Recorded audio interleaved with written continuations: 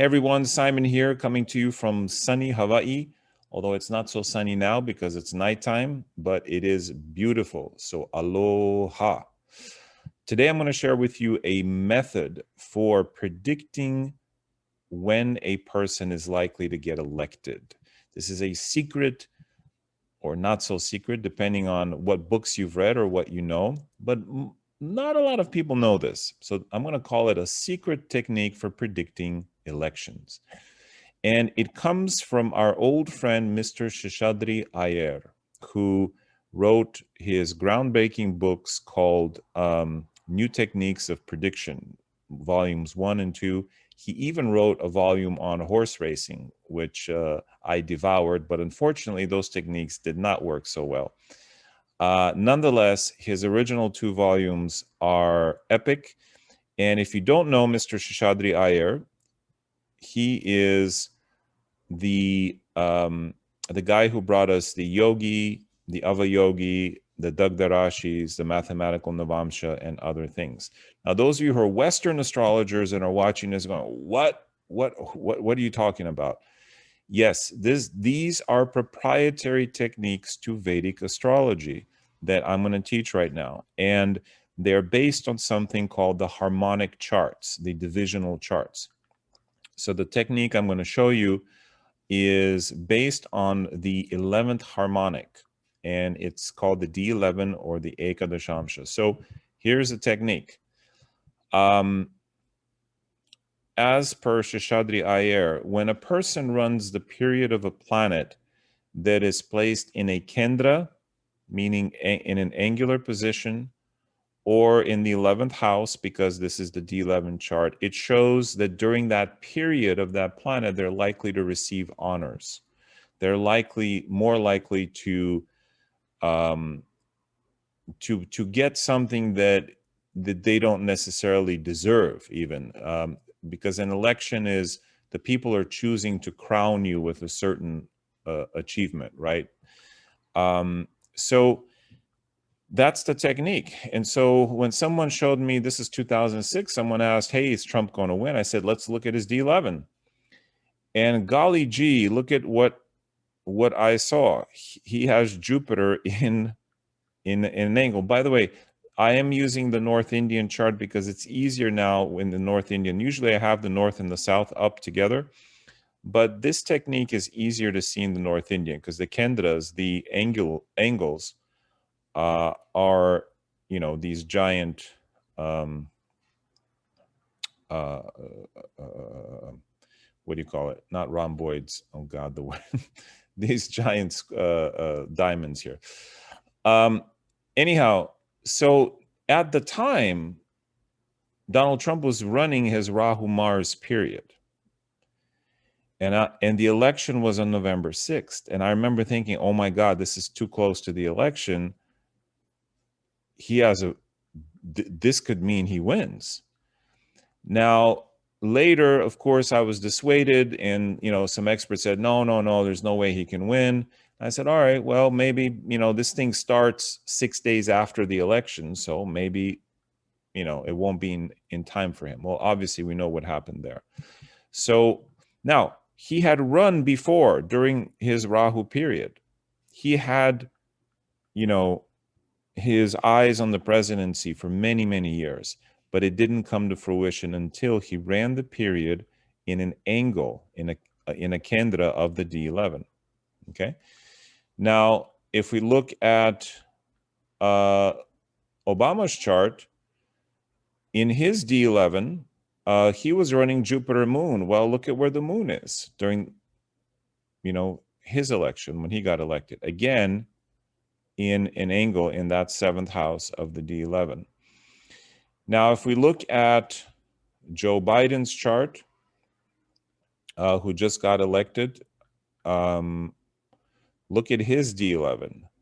Joe Biden is running Jupiter Rahu. In fact, let's look at his D11 when he was elected vice president. Look at this. In 2008, he ran Jupiter Saturn. Both of these. Now, he didn't become president. Why? Because he didn't start that Saturn period until November. of 2008. If that election was 6 months later or a year later, sorry, there's noise coming from outside, motorcycles, he probably could have become president because of this Jupiter-Saturn angular, Saturn exalted. But let's look at his chart now. He's running Jupiter Rahu. Now, Rahu is not in an angle. You see this, Jupiter Rahu? But what does Rahu do? It gives the effects of the house it sits in. Rahu, we can't take Rahu's position by itself. So Rahu is in the sign of Saturn. So he gives the stronger effects of Saturn. And so, of course, in Jupiter Rahu, Biden is elected. Now, Biden's also elected for a bunch of other reasons.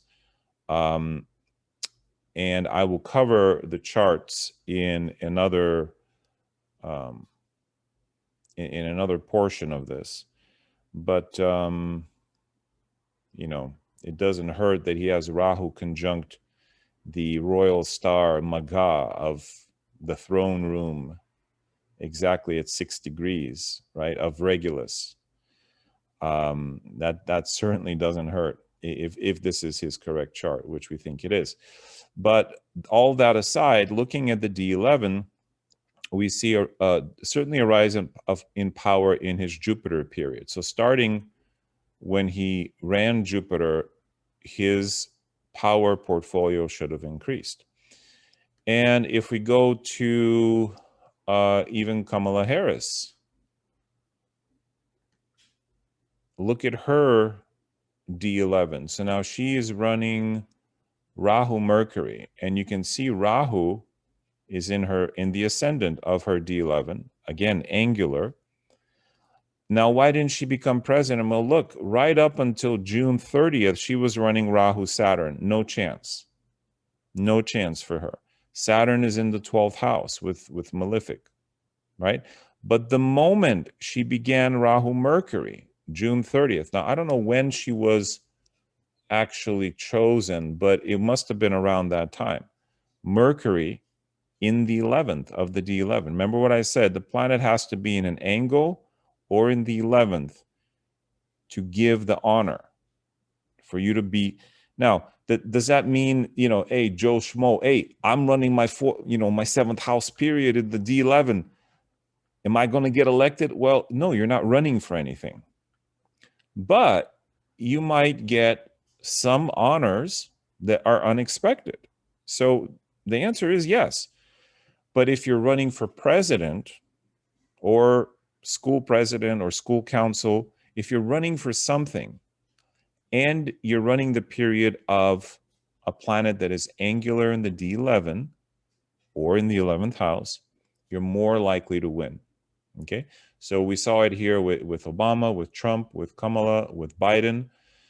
You do your own research and check out the D11 chart. It is a secret technique that you look at for any elections, honors, and things like that. If you have any questions, drop me a line downstairs, and we will see you in the next one. Namaste.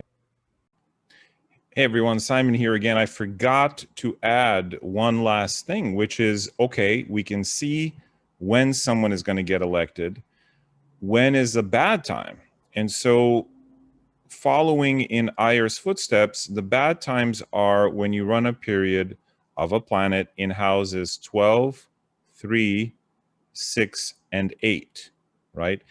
And there is a slight difference in the meaning of these bhavas. The 8th house and the 3rd are the termination, the ending of things. The 6th house is major obstacles. And the 12th house is the loss of a thing. But they're all bad, okay? And so when we look at Trump's chart again, when we go back to that chart, we see, oh, during Jupiter, he got elected president. But now he's in Jupiter Saturn, and look at Saturn is in one of these houses, the termination house. And as long as he's in this bhava, which of course for him began basically began in 2019, the clock was ticking. You know, he was, and this is why, despite pressure from a lot of colleagues, even some of the teachers that I've had, all said, no, Trump has got this. And I said, I don't think so. I don't think so. Anyway, and this is why part of the reason I held firm, it wasn't just based on the prashnas, the question charts that I cast. It was also kind of looking at their charts, although you never know with birth times, but this is probably the correct chart. So Saturn in the house of termination, not good. If we look at let's take a look. I showed you earlier Kamala Harris's chart, and while she was running Saturn, there was no way she would get elected because it was in the 12th house. So her bad periods are also Mars. Now check this out. She's running Rahu Mercury for quite some time, but in 2024 she changes to Rahu Venus. Venus is not in an angle. It is aspected by Jupiter. It is in a positive bhava, but remember the rule is it has to be in an angle or the 11th house for that honor to be, to have a lot of strength. So while she may become president, running for president in 2024 is going to be more difficult for her. Now, she may become president because of Joe Biden's health or whatever. That's a whole nother thing that I haven't fully investigated yet. But there's some possibility there. And let's look at Obama. I'm just curious here. I have not prepared this. Now, Obama, Obama's presidency ran out. So, see, when he was running Saturn Mercury, that's when he, let's see. Well, he got reelected in Saturn, and there it is. Saturn again is angular, and even though it's debilitated, it's in an angle. And then in 2016, he ran Saturn Mercury. So if he were to have run again, if the law allowed it, he probably would have won re-election. Saturn Mercury, right? Not until Saturn K2 do we see a full retirement, a loss of position. Then who else's chart should we look at? Let's go through this. So this is how you analyze. Is it in a good house or is it in a bad house? Let's look at Biden. He's running Jupiter, Rahu, and then he's about to start Saturn. Well, look at this, guys. Saturn is exalted. So and that will go through 2024. So if he's still around and he wants to run, he can win a second term. Now, Saturn Mercury does not look good, but that's in 2025. So in 2024, he'll be running Saturn, which looks strong for him. So in this way, you guys can check your own charts and see when you'll be elected to something important. And again, if you have questions or comments, just put them below. And I apologize for this black square.